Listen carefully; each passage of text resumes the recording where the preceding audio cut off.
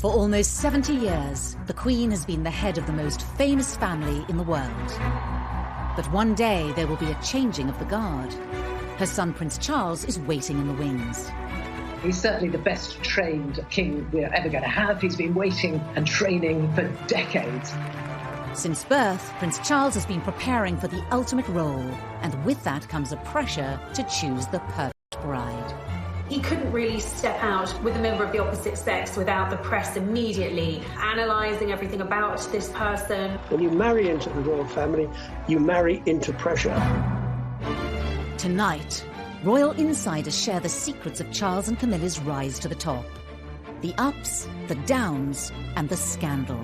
There was such public debate within the hierarchy of the church and the government about whether a divorced man could become king. Not only had a future king divorced, he then married his mistress.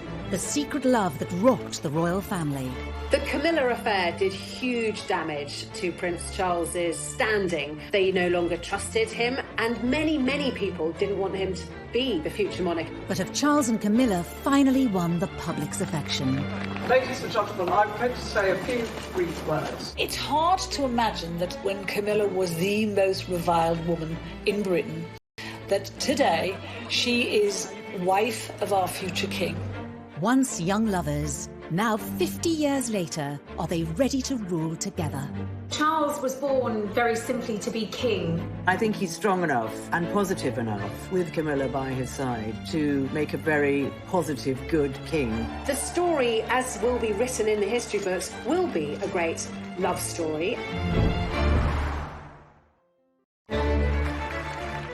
In 21st century Britain, appearances from Prince Charles and Camilla, the Duchess of Cornwall, are a cause of celebration for many. Charles, the longest-serving heir apparent in history, and Camilla, as his future princess consort, has an integral position in the royal family. Ministers, ladies and gentlemen, welcome to Clarence House, and thank you all very much for coming. But as the royal couple celebrate their 15th wedding anniversary, at the beginning of their relationship, this never seemed like a possibility. Since his birth in 1948, Charles has always been the king in waiting. This was just after World War II, and in terms of the stability of the country and the stability of the monarchy, the birth was seen as a major event. It was a moment for huge celebration because Charles was born very simply to be king. The eldest of 4 siblings, and with the future of the monarchy on his shoulders, Charles had to quickly learn the responsibilities of royal life. Charles didn't spend a lot of time with his mother in the early years. She went off on tour and left the children at home with nannies and governesses. He really wanted to do well at everything, didn't want to put a foot wrong. And I think that must have been really challenging. There's little doubt that his early years and his years at school was a very difficult time for him. He also found that he was a centre of so much attention that made him realise that in his particular position there would always be fascination in everything he did. As the future king grew older, questions began to be asked of who would one day be his queen.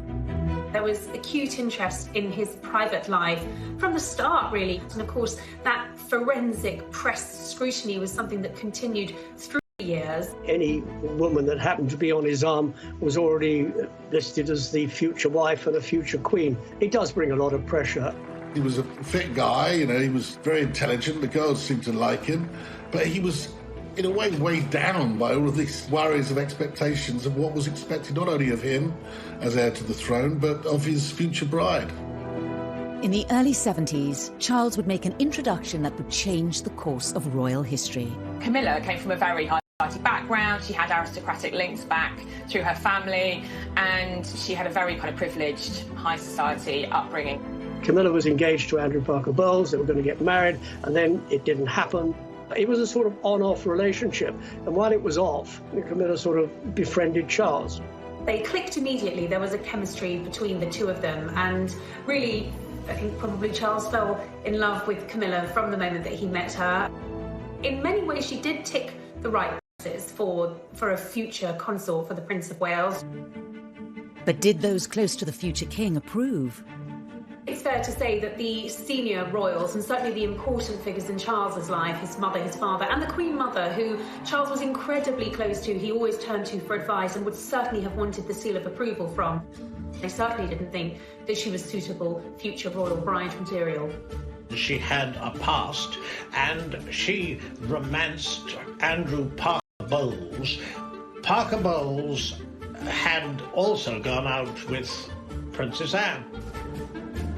The heir to the throne nearly always was encouraged to go for a wife who was whiter than white, and it was viewed very much that Camilla did have too much of a colourful past. And as for Camilla, his royal duties took him away from her and overseas. Charles was in his 20s.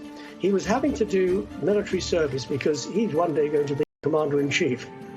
He then joined the Navy to follow his father, his grandfather, and his two great-grandfathers.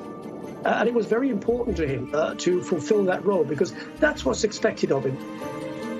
With Charles away leading the military life expected of a future king, Camilla moved on. Like a lot of young ladies, they don't like their men disappearing out of their lives. He did disappear out of her life and she married Andrew Parker Bowles. One can only imagine that Charles must have felt pretty crushed by this news. He'd gone away to serve, hoping that Camilla would wait for him. Certainly he thought that the relationship had legs, even if his family didn't. By marrying Andrew Parker Bowles, Camilla was ruling herself out of ever having a royal future. If she'd even entertained the thought of being queen, she would have thought, well, that's it, I'm waving goodbye to that. Because at that point, of course, in the 1970s, there was no way that a divorcee could ever marry a member of the royal family, let alone the heir to the throne. She remained great friends with Prince Charles. Prince Charles was always around at their house. You know, he's a godfather to their first child. He was almost one of the family. By the late 70s, eligible bachelor Charles was approaching 30 years old and still without a future queen by his side. He's getting on a bit, isn't it? About time we got married. The media scrutiny grew. He was seen very much as the action man, and a lot of glamorous women sort of came and went. And, you know, the tabloids began to catch on to the fact that this was a bit of a good story. He couldn't really step out with a member of the opposite sex without the press immediately analysing everything about this person. Even though he was very much sought after, that in terms of his connection, in terms of that love, his relationship with Camilla never left him.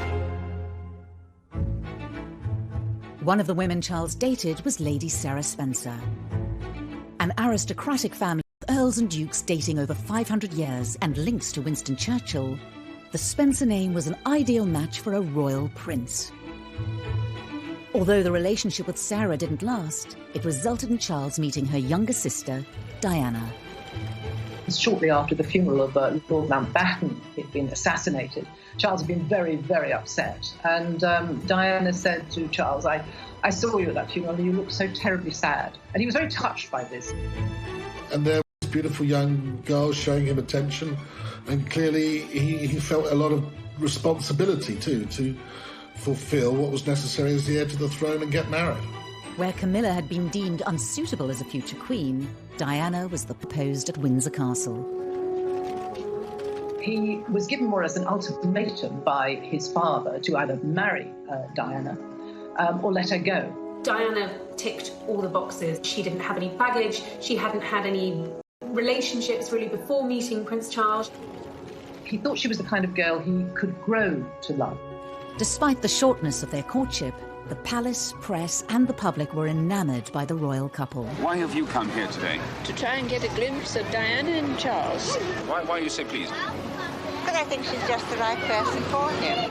This was an extraordinarily quick whirlwind, but it's what the public wanted. Once they saw Diana, they wanted Diana to be Prince Charles's wife. They were about to marry the Prince of Wales, and one day you would, in all likelihood, be Queen. It's a tremendous change for someone, if I may say, of 19 to make all of a sudden, the transition. It is, but I've had a small run out to it all in the last 6 months. And next to Prince Charles and I can't go wrong. He's there with me. I'm amazed that she's been brave enough to take me on. Shockingly, they'd only met a dozen times before they married. They didn't know each other at all. And I suppose in love. Of course. whatever in love means. Most of the world thought they were looking at the future king and queen of Britain.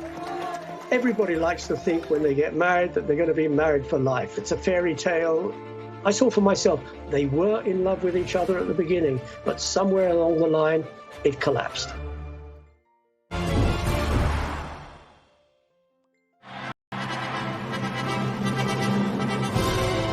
On a hot summer's day, with the eyes of the world upon them, Prince Charles married Lady Diana Spencer in July 1981. The event was watched by 750 million people worldwide. This was a thing of fairy tales. She was so young, so beautiful. Here he was, the future king. It seemed to be, from the outside looking in, a marriage made in heaven. The feeling was electric from one end of the United Kingdom to the other, from north to south, from east to west. The United Kingdom was granted a national holiday to mark the wedding of the heir to the British throne, who was marrying somebody many thought to be the perfect future queen. They bought the tea towels, they bought the mugs, they turned up outside St Paul's Cathedral, they lined the streets of the Mall, they gathered outside that famous balcony to watch that iconic royal kiss. When the truth was somewhat different. Behind closed doors, marries into the royal family. When you're born into the royal family, you grow up with that pressure. When you marry into the royal family, you marry into pressure. Diana told me much later in one of our private conversations that she had felt like a lamb to the slaughter as she walked up the aisle, which is very sad, but I think she knew that things weren't quite right. And when she saw Camilla in the congregation, was immediately uneasy about it. Most were unaware that Charles and Camilla had remained in close contact. Charles was so close to Camilla that he brought her a bracelet that was engraved with their initials, which Diana found. She was enraged by it. She knew who it was for, and she wanted to know why he was giving this token to Camilla. Camilla's presence was even felt on the couple's 2-week honeymoon, when Charles was spotted wearing a set of personalised cufflinks. Almost unbelievably, Charles wore cufflinks, the C and C, meaning Charles and Camilla. They didn't have anything in common. They didn't seem to be able to talk to each other.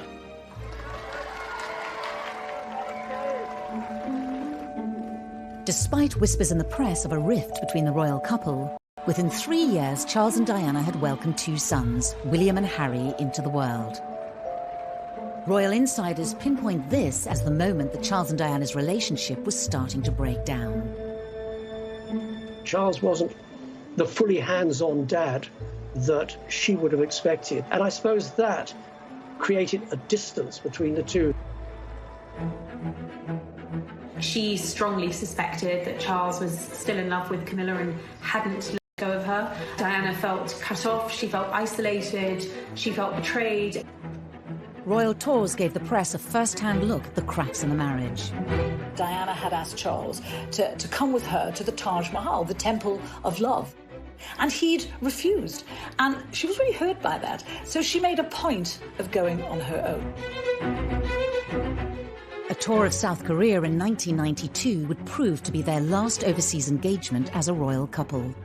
All attention from the British press was focused on any mutual signs of affection being shown between the prince and the princess. They went separately and they left separately, and I think the press really jumped on that and they realised that this was going seriously wrong. But nobody apart from Diana and her intimate circle knew about Camilla at that time. That didn't come until later. Shortly after their return from South Korea, in the year that the Queen dubbed an annus horribilis, Charles and Diana's separation was formally announced by Prime Minister John Major in the House of Commons. To separate. The Queen and the Duke of Edinburgh, though saddened, understand and sympathise with the difficulties that have led to this decision. Charles and Diana were told to continue to carry out royal engagements separately. Diana remained living in Kensington Palace, whilst she also kept her title Princess of Wales. Their Royal Highnesses have no plans to divorce, and their constitutional positions are unaffected. At that stage, bizarrely, they said it doesn't change anything, that she's still destined to be the Queen, which was a bizarre thing to say when you look back at it now. Despite them no longer being a couple, divorce wasn't an option for the heir to the throne. Charles, as the heir to the throne, is the future head of the Church of England. The thought that someone who was going to be head of the Church of England could ever be divorced was complete no-no.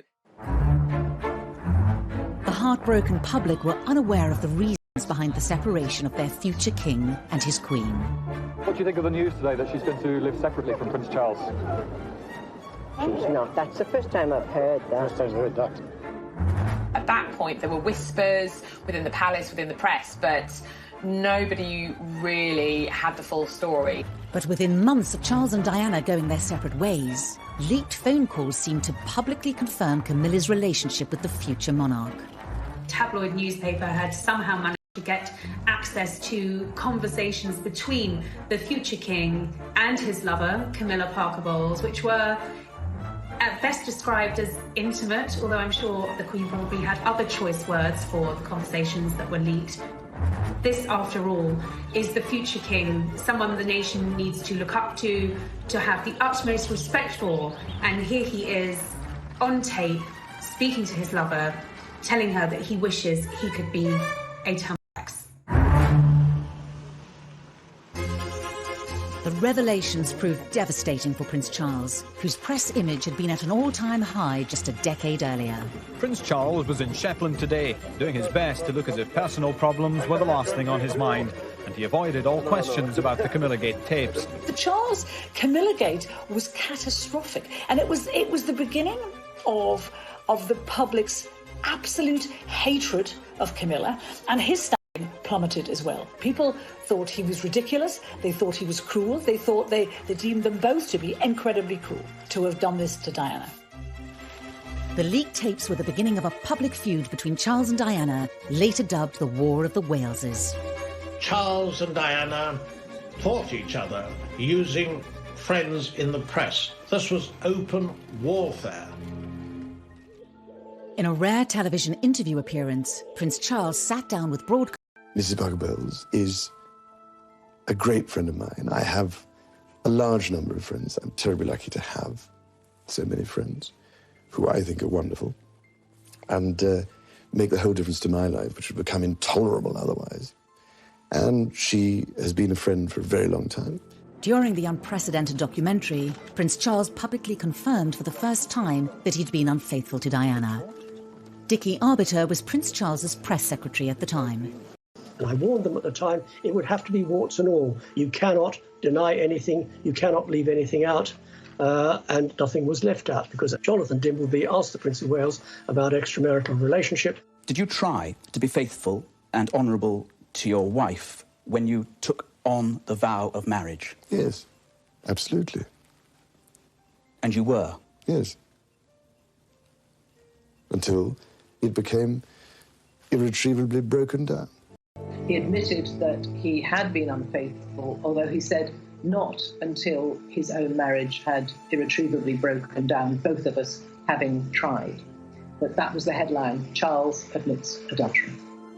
To go from a wink, wink, nudge, nudge, such and such member of the royal family has got mistresses on the side or, is having affairs, was quite different to actually hearing from the future monarch, I have been unfaithful to my wife, and my wife is Diana, one of the most popular women on the planet. He was very upset with the negative press, as anybody would be, and it was very negative. It was very vicious. Less than a year later, Diana, still with her Princess of Wales title, retaliated with a revelatory BBC Panorama interview with Martin Bashir.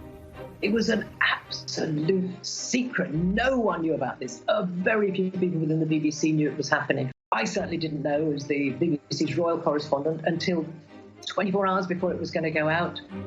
In the hour-long interview, Diana laid bare details of her marriage, as well as confirming that Charles had been having an affair with Camilla. Your husband renewed his relationship with Mrs. Camilla Parker Bowles. Were you aware of that? Yes, I was. But I wasn't in a position to do anything about it. A husband who was having a relationship with somebody else? Was a husband who loved someone else, yes. You really thought that? Mm-hmm. I didn't think that, I knew it. There were some terrifically damaging assertions in there. I think the more damaging in the eyes of the palace was that she questioned Prince Charles's desire and ability to be king. Do you think Mrs. Parker Bowles was a factor in the breakdown of your marriage?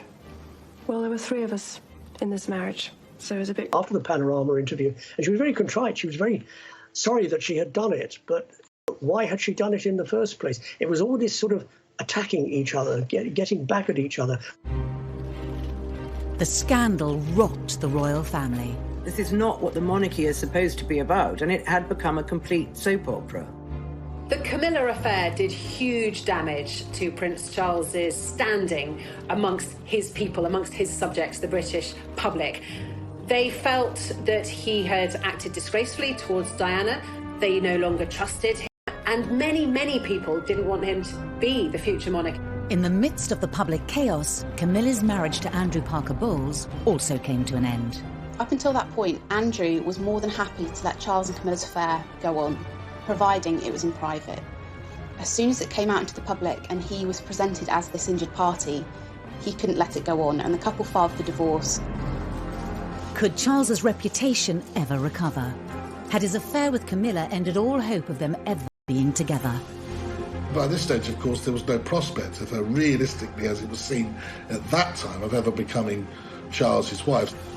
Charles became very well aware that if he was ever going to regain those things, respect, trust, authority, leadership, it was going to be a slow road back to recovery.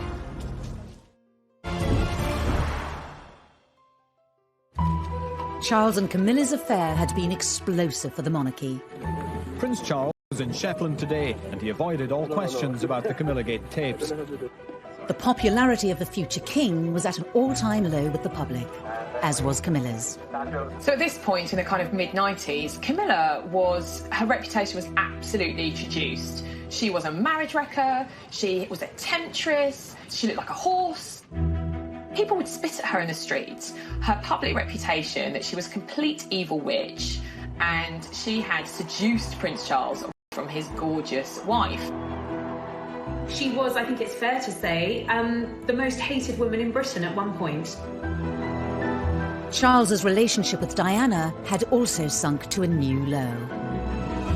Things just got so toxic, and they really were toxic between Charles and Diana. They couldn't even be in the same room as each other. And I think it was having a really bad effect on William and Harry. The marriage problems of Charles and Diana have cast a shadow over the royal family. Now the Queen has decided to bring the whole issue to a head by advising them to divorce. There's no doubt at all that as Supreme Governor of the Church of England, the Queen certainly did not welcome the prospect of divorce. But since there was such enmity between the couple, there was absolutely no choice. HRH the Prince of Wales versus HRH the Princess of Wales. This was unprecedented. Of course, Charles, as a future king, is going to be the head of the Church of England. The Church of England does not condone divorce, so this was damaging for the royal family. With all these revelations, with all the press speculation and coverage of a bitter divorce between the couple, no one would ever think of Prince Charles as the next king. He was widely considered unfit to be the next monarch of Great Britain. Charles's position as the future king looked precarious, and his relationship with Camilla was damaging his standing within his own family. He had been so determined to stay by Camilla, to keep her in his life, that he'd alienated not just the public, but many members of his own family too. The Queen did not want the pair of them to be together. She had said time and time again she wanted the relationship to be over. During this difficult time, there was only one person he could turn to and truly confide in. While Camilla was absolutely reviled in England, hated by a lot of people, to Charles, she was his absolute pillar of strength. You know, she was his rock, and really, she was everything to him. Charles was determined to continue his relationship with Camilla and one day make her his future queen. Anyone close to the Prince of Wales, and that included his mother, knew that when it came to Camilla, she was non-negotiable, and Charles made that very clear from the outset. He hadn't gone through everything he'd been through, the public humiliation, the admitting of adultery, not to be with Camilla at the very end of it all.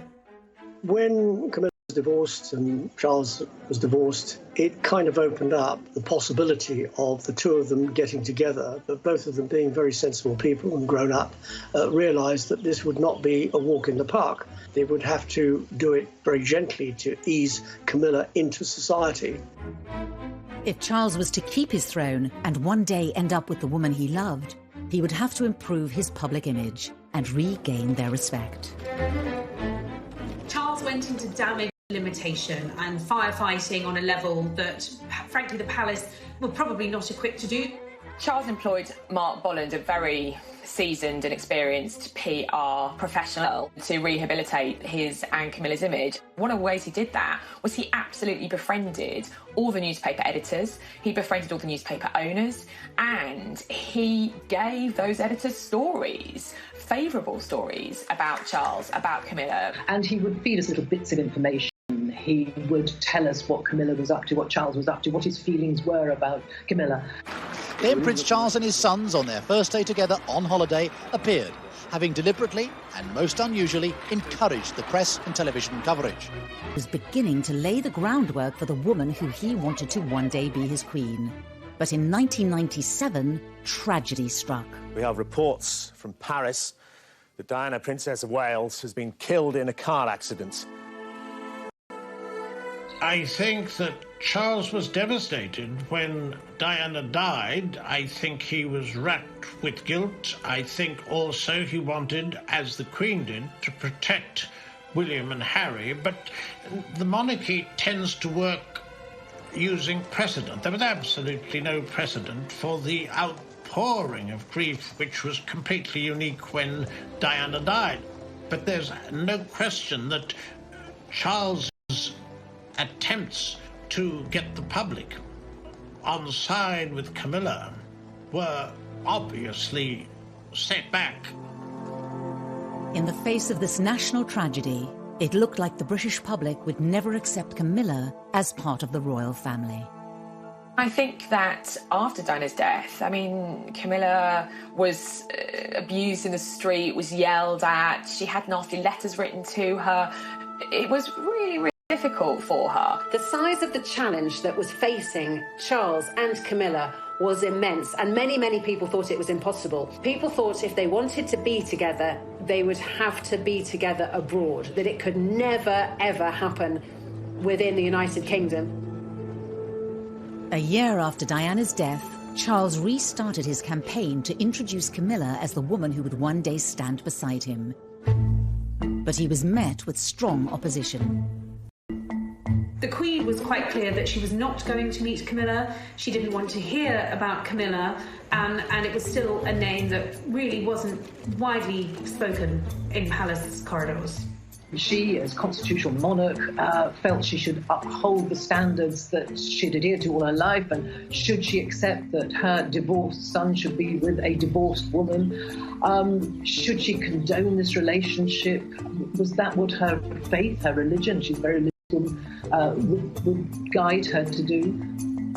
The Queen may have been having doubts, but on Charles's staff, it was decided that they needed to forge ahead with introducing Camilla to the great British public and bring her out into the open as Charles's partner. There was an attempt to do it at the wedding of Santa Palmer Tompkinson, and her mum, Patty, was Camilla's best friend. So they were going to try and be together there, but that couldn't happen either because they decided they would upstage the bride, and that wasn't fair. There had been suggestions that the Prince and Camilla Parker Bowles would take the opportunity to go public with their relationship. But she joined other guests well before him, looking relaxed and... The couple were invited to the birthday party of Camilla's sister Annabelle, to be held at the Ritz Hotel in London. It was seen as the right opportunity to give the British public their first glimpse of Charles with his future consort Camilla by his side. It was dubbed Operation Ritz. I remember being in the newsroom, and it was a cold day in January, and rumours started to knock about that something was going to happen down at the Ritz, and that maybe we were going to get sight of Charles and Camilla together for the first time. Mark Bolland was giving sort of the nod and the wink that actually we ought to get our ladders down there. So I said to the news desk, right, get the ladder down there. Well, there were 200 cameras there, I think. Charles and Camilla emerged. She was wearing a very neat little black coat, and I remember she had a beautiful choker on at the time. And they stood and they posed for photographs, and those photographs went around the world, and that was the beginning of trying to get the public to like them. Of course, it's only a picture, but last night's coming out was symbolic. Whatever people think about Camilla and Charles, they're telling the world we're a couple, and you better accept it. This was a big statement. Camilla was going to have some sort of formal role in the future, because there she was on the arm of Prince Charles, very officially his date for the evening. This really felt like a turn in the road. Suddenly, Camilla wasn't just Charles's mistress. Now she was his companion.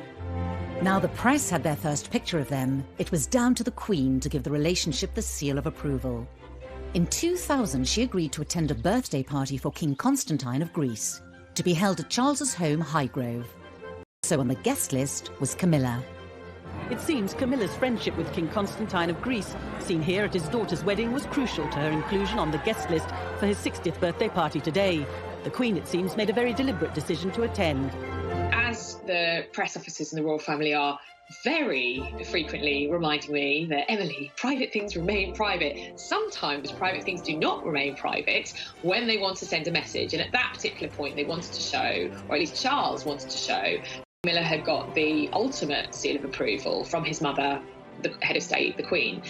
The Queen knew that if she met Camilla in a formal or semi-formal capacity, it would be a really, really big deal.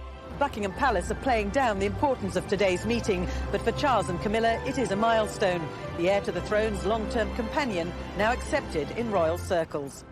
The Queen, of course, would have preferred Charles not to have divorced. She would have preferred him not to have admitted adultery or not to have committed adultery. But she is quite a wasn't going to go anywhere. And I think the Queen then thought, well, we might as well get on with this, and she might as well be welcomed into the family. The meeting with the Queen was absolutely fundamental in the turning point of the public accepting Camilla, because the feeling was, certainly among Charles and his advisors, that if the Queen could accept Camilla and could welcome her into the family, then the public could welcome Camilla too. And that really paved the way for a change in attitude among the public. By the end of the millennium, Charles's popularity had bounced back. But there was still a long way to go for Camilla to be accepted as Charles's future queen.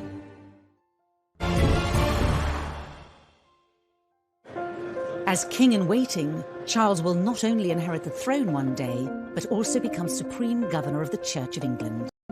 This posed a problem for Charles and Camilla's relationship. By now, they were officially living with each other at Clarence House and Highgrove. But was Camilla's status as common-law wife appropriate for a future king and head of the church? Marriage would make the relationship far more appropriate. I think there was pressure from the outside that really he had to make this official. As his position, he's going to be head of the Church of England, defender of all faiths as he wants it to be when he becomes king. And frankly, I think from his kind of professional point of view as future king, I think it needed to happen. But there was a problem. The Church of England did not approve of divorcees remarrying. The Prince of Wales started to persuade very senior figures, people like the Archbishop of Canterbury, George Carey, that there was a reason for him to be married. Why should the heir to the throne, who would one day be the king, the defender of the faith, why should he be forced to be in the situation where he can't marry the woman he loves? Why is it better for them to be partners? And so I think people gradually came round to the feeling that it was just the right thing to do. Possibly one of the last to be persuaded was Her Majesty the Queen, a very high church believer in the marital state. But once the church was on side, I think there was no real reason to block it anymore. They've waited long enough, but tonight they emerged as a couple soon to be wed. In February 2005, 56-year-old Charles and 58-year-old Camilla announced their engagement. How are you feeling, ma'am? All right. Just all right. I'm just coming down to work. Did you get down on one knee to propose? The future bride wore a ring that belonged to Charles's beloved grandmother, the Queen Mother. I think Charles had always wanted to make Camilla his bride, his wife. I think he felt that she had She'd endured a lot of real to make her his wife, his bride. This was the first time in history that an heir to the throne would marry a divorcee. The Church of England might have backed the union, but this wedding would have to be very different to all previous royal weddings. Charles and Camilla would need to have a much lower-key ceremony. Having been divorced already, both Charles and Camilla would have found it difficult to marry within the church. So instead, they had a civil service at the Windsor Guildhall. This would be the first large-scale event with Camilla at the centre of royal life, and Camilla was nervous at the potential public reaction. She was terrified no one would come. She was terrified she'd be booed. And I remember seeing film footage at the time, about 6 a.m, and there was no one on the streets of Windsor. It was freezing as well, I remember. It was a really, really cold day. She must have been terrified that no one would be there. And, you know, I think as a journalist, I was looking at it thinking the only reaction to this is going to be national apathy, which is kind of almost as bad as protests. However, by 10:30, the streets were thronging with people. As the Prince and his bride were being driven the short distance from Windsor Castle to the Guildhall this morning, history prepared to record a royal marriage without precedence. TV cameras filmed the moment when Charles and Camilla arrived at the registry office in Windsor for their historic marriage. The ceremony was attended by William, Harry, Camilla's children, and a few friends.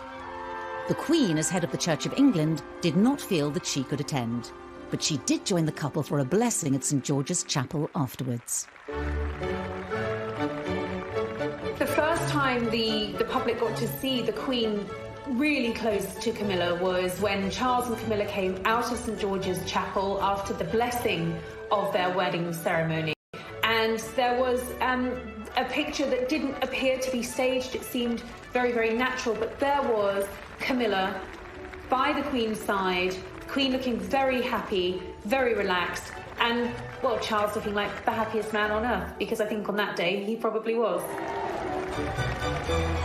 And she looked gorgeous. I mean, she looked fantastic in the outfit with that beautiful dress and the headdress. And I thought that she looked the best, she'd ever looked, really. And I think people really at that time thought, well, why shouldn't these two, who were the picture of happiness, who had this long, long love affair on and off over many years, why shouldn't they find happiness? Camilla was now officially part of the royal family. The palace announced that she would be called Princess Consort when Charles becomes king. The Queen also gave her a title of Duchess of Cornwall, which is actually her secondary title. Legally, she is Princess of Wales. But Camilla knew how fond of Diana the public had been. It wasn't going to wash with them that she would be the next Princess of Wales. I remember when they got married, it was 8 years after the death of Diana, Princess of Wales, and feelings and memories were still running high. So she's used the other title, Duchess of Cornwall. She's quite comfortable with it. Titles do not matter to Camilla. She doesn't really care one iota what she's called, as long as she's not called anything rude. The wedding drew a line under Charles and Camilla's past once and for all, and allowed the world to look to the future of the monarchy. For all the spin doctors and PR that had gone on for years behind the scenes, the thing that really transformed Camilla's public image was the royal wedding, because that was her becoming a member of the royal family. And therefore, she was no longer an outsider. She was the Duchess of Cornwall. She is a future queen. So the marriage changed everything. Who would have thought that 10 years before, the woman who had been vilified by the British press, Camilla Parker Bowles, was a potential future Queen Consort?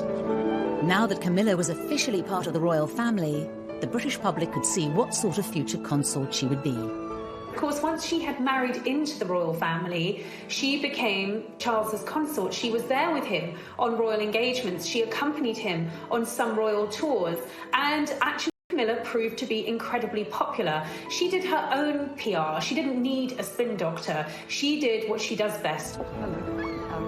She engages with people. She has a good relationship with the press pack. She doesn't upstage the Prince of Wales in any way. They are a great team. We have to remember that she didn't have a job. She left school with 1 O-level and she didn't have a career. She wasn't a career woman. And at the age of about 60, she had to learn how to work very hard, because Prince Charles does about 502 engagements a year. He keeps going all the time. He works every day, including Christmas and Easter. As Charles's future consort, she has also thought very hard about the charities that she supports. All senior members of the royal family have their favourite charities, the charities they support, the issues that they're most passionate about. In Camilla's case, it was very difficult for her because so many causes that we understand she actually did care about were associated with Diana. And she had to be so careful not to tread on Diana's image and Diana's favourite subjects or favourite charities, because, of course, it would look like she was trying to walk in. She's very committed to quite a number of charities. One of them, the Osteoporosis Society, because her mother died of osteoporosis. Another is learning, book reading, education, and abuse against women. She's very committed to that as well. Now, the purpose of asking you all here today is to try and form a united front to help victims of rape and sexual abuse. I think Camilla is clearly very passionate about the domestic abuse agenda and about making sure that what influence she has, that she has this platform given to her as a senior member of the royal family, that she's not going to waste it and she's not going to throw it away. And I think a lot of people will admire her for that.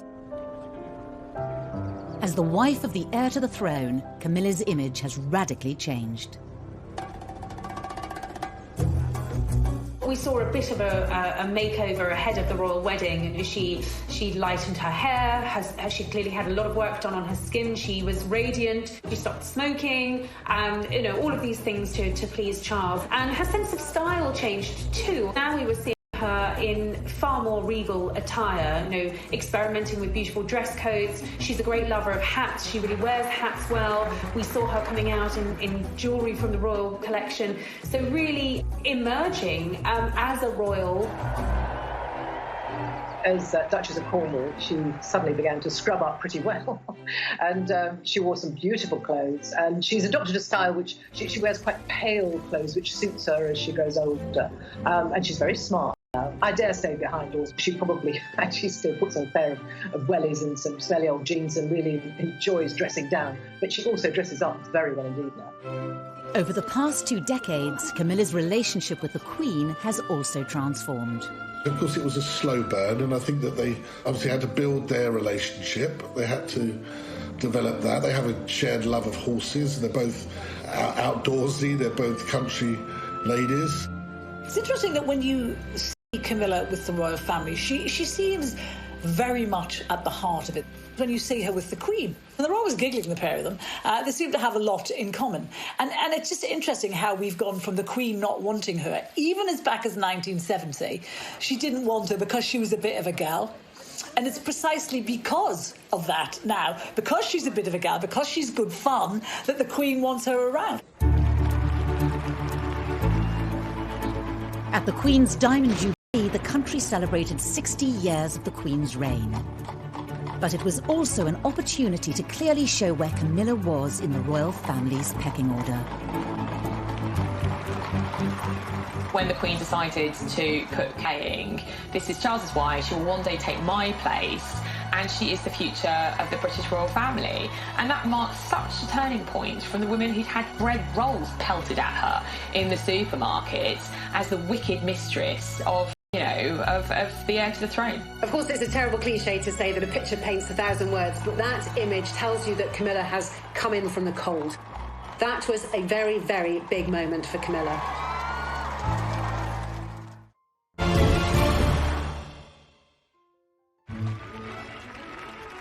By the time of her wedding to Prince Charles in 2005, Camilla Parker Bowles' journey from royal mistress to royal wife had been extraordinary. Labelled a marriage breaker by the press and reviled in public, she had fought hard to win her place next to Prince Charles. Whatever people think about Camilla and Charles, they're telling the world we're a couple. Despite her place in the nation's affections and the approval of the Queen, she still had to convince the hardest judges of all. the rest of the royal family, and in particular, Princes William and Harry. Camilla's relationship with William and Harry has always been quite tricky. Diana obviously painted Camilla as the marriage wrecker. For the Prince of Wales, the first proper meeting between his son William and his longtime friend Camilla Parker Bowles was obviously a significant event. The princes were in their mid-teens when their father's relationship with Camilla became public. Harry refused to see her to start with. Harry wears his heart on his sleeve. He was in his teenage rebellious phase, smoking dope and kind of getting into trouble. But with children of her own, Camilla was well placed to tackle the unique challenges of being stepmother to William and Harry. In the early years after Diana's death, all those boys had was Charles. And we all know Charles was emotionally stunted. So they would have needed a woman to talk to sometimes. And I suspect Camilla was very good at fulfilling that role. William first spent half an hour with Camilla, it's now emerged, and they've got together again since. She knows that she's not their mother. She's never tried to step in and be their mother. She has been there to support them when they've needed that support. So what was, in the early stages, a very difficult relationship has grown to become a very close one. It is amazing how close we've become, you know, I mean, ever since our mother died. She's a wonderful woman, and she's made our father very, very happy, which is the most important thing. William and I love her to bits. 10 years before Camilla married Charles, it was inconceivable that William and Harry would have accepted her into their family. But both princes would themselves bring new people into the royal fold, Kate and Meghan. As a royal outsider herself, Camilla had great empathy for both young women.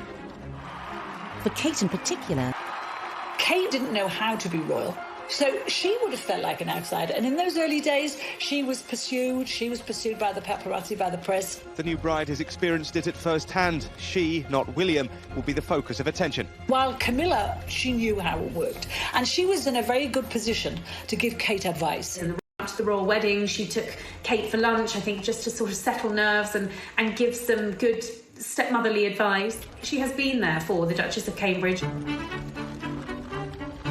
just over 6 years after William and Kate's wedding, Prince Harry announced his engagement to Meghan Markle.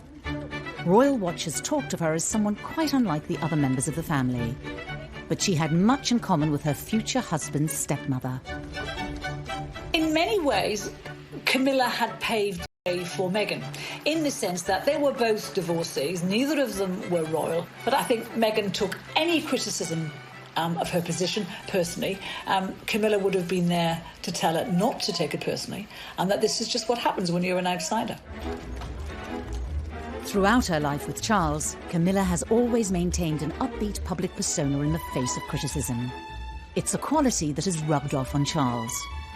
As he edges closer to the throne, Camilla has transformed the way he engages with the public and approaches his duties. I think it's very clear when you look at Charles and Camilla over the last 15 years what a difference she has made to his persona, to his outlook, to his demeanour. We don't want to alarm. He's just clearly a much happier person now. He's relaxed a bit. In 2017, on a trip to Canada, Charles and Camilla visited native communities. One of the things laid on was this Inuit couple who were throat singing. And it sounded very much like two people having sex. Charles and Camilla were tickled pink by this. They were giggling like a couple of teenagers. And that would never have happened 20 years ago. Charles was a very serious, not a very humorous man. She lights up his life. She understands his moods. She understands how to get him out of those moods. She knows what makes him laugh. He loved that she was fun. Camilla has played a large part in softening Charles's public image during his long march to the throne. The awkward young man who blushed before the cameras. How you feel today, both of you? A confident public figure through the influence of his second wife. I think that Prince Charles would say that Camilla had been the making of him. I think she would be very modest about it and say absolutely not at all.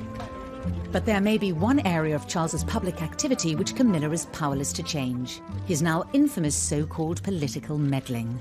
The results of human activity warm even this remote ocean. He has been outspoken on many issues in the past, and some of which have landed him in hot water. In 1984, at a prize-giving dinner for the Royal Institute of British Architects, Charles denounced a proposed extension to the National Gallery. What is proposed seems to me like a monstrous carbuncle on the face of a much learned and elegant phrase. Ever since, Charles has been accused of voicing opinions on areas of British life that some claim he has no right to be involved in. Patients should be able to gain the benefit of the best of both worlds, complementary and orthodox. In 2015, The Guardian newspaper revealed letters written by Charles to cabinet members over policy issues close to his heart. We know he cares about the environment and architecture, genetic engineering, all these things that mean a lot to him. And he's not afraid of controversy. The environment is full of uncertainty. We have made it into a rubbish dump. But he's writing the sort of letters with questions that you and I might ask. We won't get the answer, but he'll get the answer. As Prince of Wales, Charles's outspokenness has been tolerated. But when he takes the throne as Charles III, will it continue? The monarch is not supposed to get involved with politics. It will be interesting to see how Charles handles this, because he's not used to taking a step back. I think we will see him being proactive and possibly even political, with a small p. But I think it does give us an indication that Charles is going to be a hands-on king. But, you know, the monarchy changes all the time. Maybe he will be allowed to do that if he ever gets to be king. As Charles stands poised to become king, Britain is braced for a different, more political kind of monarchy. But the question remains, when will he take the throne? And when his 71-year wait ends, will Camilla take the title of Queen?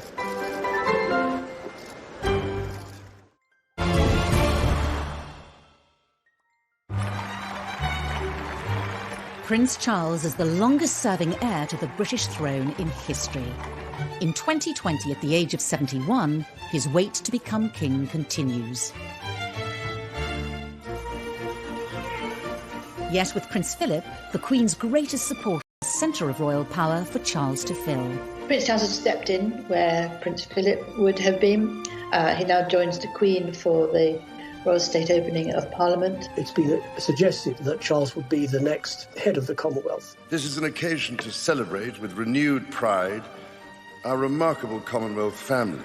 It makes sense because it provides the continuity and stability of this 53-nation club. He's been the official mourner-in-chief when it comes to attending state funerals. I think what we're seeing is a gradual handover of power. There is talk of him being more shadow king than Prince of Wales.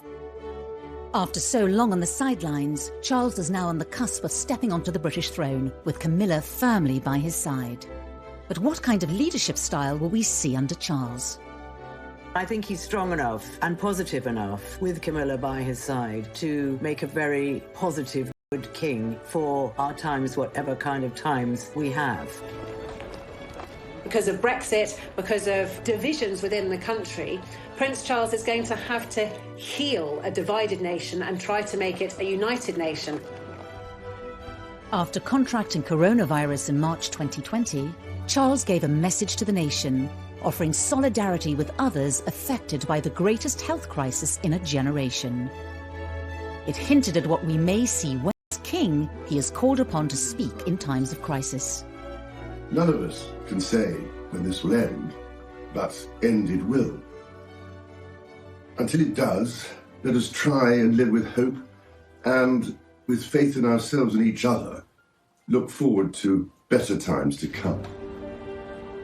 Only 2 days after this message, Charles opened the fast-tracked Nightingale Hospital, specially built in London's XL Centre to cope with coronavirus patients. In this dark time, this place will be a shining light. Alongside the Queen's historic address to the nation during the pandemic, Charles's message demonstrated the power of the monarchy to unite in troubled times. As the Queen ages into her 90s, we may see Charles speaking directly to the nation more and more. It has led to speculation that she could hand the throne to him early, effectively abdicating.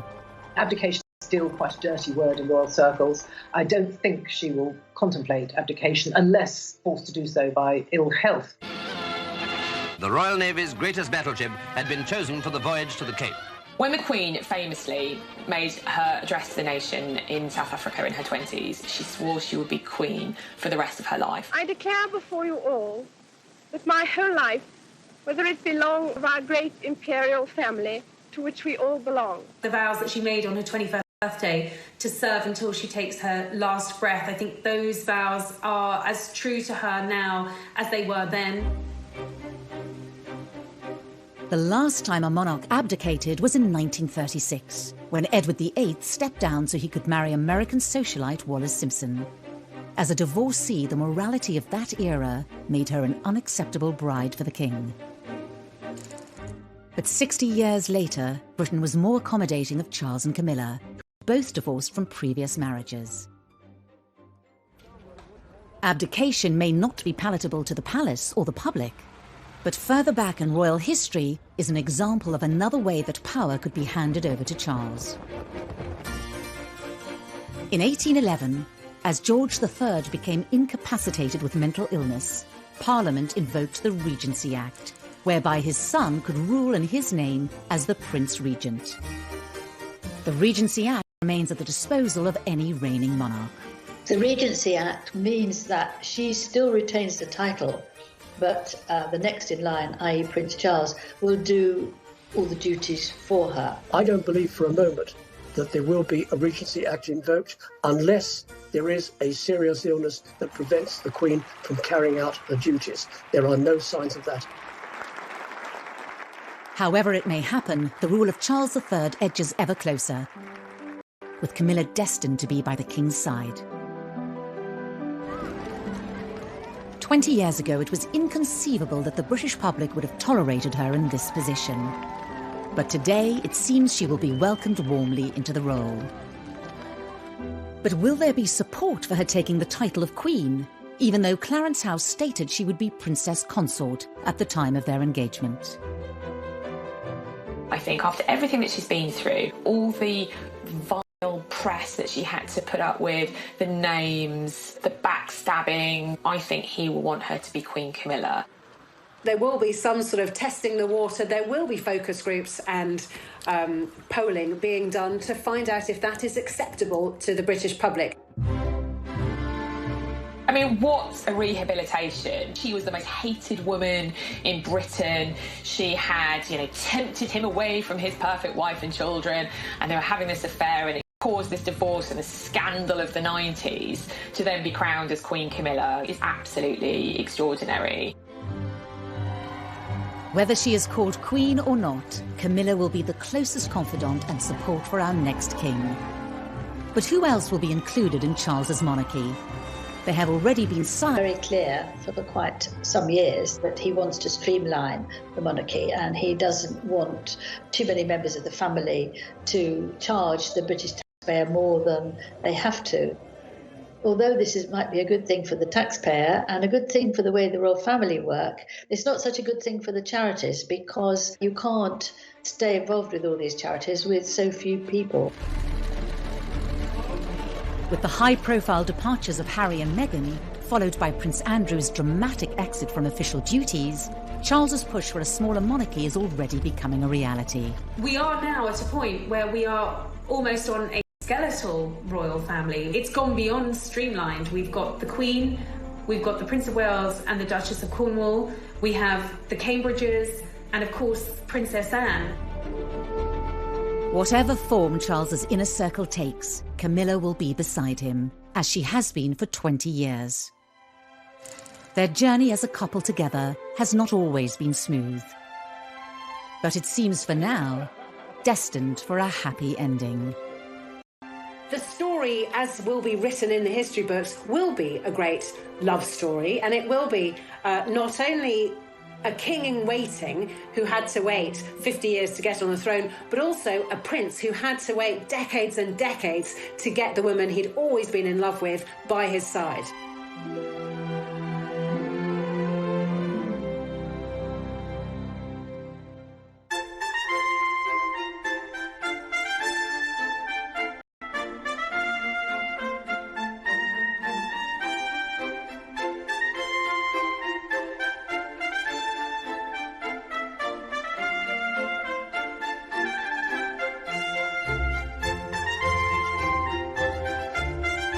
Life from the start, really. And of course, that forensic press scrutiny was something that continued through the years. Any woman that happened to be on his arm was already listed as the future wife and a future queen. It does bring a lot of pressure. He was a fit guy, you know, he was very intelligent, the girls seemed to like him, but he was in a way weighed down by all of these worries of expectations of what was expected not only of him as heir to the throne, but of his future bride. In the early 70s, Charles would make an introduction that would change the course of royal history. Camilla came from a very high society background. She had aristocratic links back through her family, and she had a very kind of privileged high society upbringing. Camilla was engaged to Andrew Parker Bowles. They were going to get married, and then it didn't happen. It was a sort of on-off relationship, and while it was off, Camilla sort of befriended Charles. They clicked immediately. There was a chemistry between the two of them, and really, I think probably Charles fell in love with Camilla from the moment that he met her. In many ways, she did tick the right boxes for a future consort for the Prince of Wales. But did those close to the future king approve? It's fair to say that the senior royals, and certainly the important figures in Charles's life, his mother, his father, and the Queen Mother, who Charles was incredibly close to, he always turned to for advice and would certainly have wanted the seal of approval from. They certainly didn't think that she was suitable future royal bride material. She had a past, and she romanced Andrew Parker Bowles. Parker Bowles had also gone out with Princess Anne. The heir to the throne nearly always was encouraged to go for a wife who was whiter than white, and it was viewed very much that Camilla did have too much of a colourful past. And for Camilla, his royal duties took him away from her and overseas. Charles was in his 20s. He was having to do military service because he's one day going to be commander-in-chief. He then joined the Navy to follow his father, his grandfather, and his two great-grandfathers. And it was very important to him to fulfill that role because that's what's expected of him. With Charles away leading the military life expected of a future king, Camilla moved on. Like a lot of young ladies, they don't like their men disappearing out of their lives. He did disappear out of her life, and she married Andrew Parker Bowles. One can only imagine that Charles must have felt pretty crushed by this news. He'd gone away to serve, hoping that Camilla would wait for him. Certainly he thought that the relationship had legs, even if his family didn't. By marrying Andrew Parker Bowles, Camilla was ruling herself out of ever having a royal future. If she'd even entertained the thought of being queen, she would have thought, well, that's it, I'm waving goodbye to that. Because at that point, of course, in the 1970s, there was no way that a divorcee could ever marry a member of the royal family, let alone the heir to the throne. She remained great friends with Prince Charles. Prince Charles was always around at their house. You know, he's a godfather to their first child. He was almost one of the family. By the late 70s, eligible bachelor Charles was approaching 30 years old and still without a future queen by his side. He's getting on a bit, isn't it? About time we got married. The media scrutiny grew. He was seen very much as the action man, and a lot of glamorous women sort of came and went. And, you know, the tabloids began to catch on to the fact that this was a bit of a good story. He couldn't really step out with a member of the opposite sex without the press immediately analysing everything about this person. Even though he was very much sought after, that in terms of his connection, in terms of that love, his relationship with Camilla never left him. One of the women Charles dated was Lady Sarah Spencer. An aristocratic family, earls and dukes dating over 500 years and links to Winston Churchill, the Spencer name was an ideal match for a royal prince. Although the relationship with Sarah didn't last, it resulted in Charles meeting her younger sister, Diana. Shortly after the funeral of Lord Mountbatten had been assassinated, Charles had been very, very upset. And Diana said to Charles, I saw you at that funeral and you looked so terribly sad. And he was very touched by this. And there was beautiful young girls showing him attention, and clearly he felt a lot of responsibility too to fulfil what was necessary as the heir to the throne and get married. Where Camilla had been deemed unsuitable as a future queen, Diana was the proposed at Windsor Castle. He was given more as an ultimatum by his father to either marry Diana or let her go. Diana ticked all the boxes. She didn't have any baggage. She hadn't had any relationships really before meeting Prince Charles. He thought she was the kind of girl he could grow to love. Despite the shortness of their courtship, the palace, press and the public were enamoured by the royal couple. Why have you come here today? To try and get a glimpse of Diana and Charles. Why are you so pleased? Because I think she's just the right person.